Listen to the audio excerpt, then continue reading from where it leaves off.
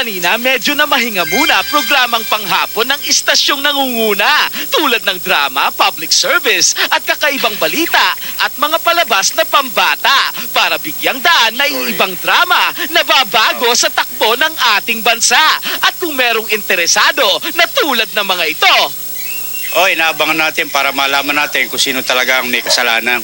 Whatever happens, tsaka natin pag-isipan kung ano mas mabuti. meron ding dismayado na tulad naman ng mga ito.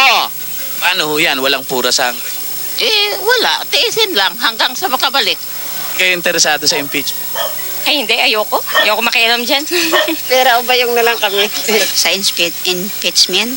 Opo, nanonood kami pag may palabas yan, oo. Bakit po? Ano po ba yung impeachment? Hindi ko nga maintindihan yun eh. Wala akong pakialam dyan.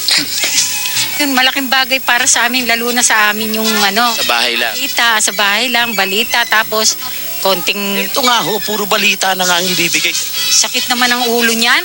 Wala namang maidudulot na masyado sa tao yung ginagawa nila. Pampagulo lang yan. Masisira yung aking araw pag Ganda naman ho yung mga senador mapapanood nyo. Noon, pare-pareho lang ho sila. Ano po bang impeachment? Wala po. Wala. Mahirap na magsalita. Wala na pong ipin eh.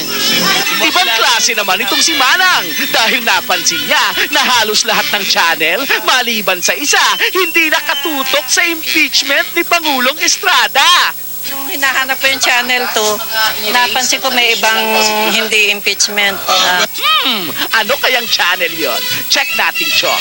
Impeachment, impeachment, impeachment, impeachment, impeachment, impeachment, impeachment, impeachment, impeachment. Ba't ganon? Palabas ay tips on how to trim your puwet?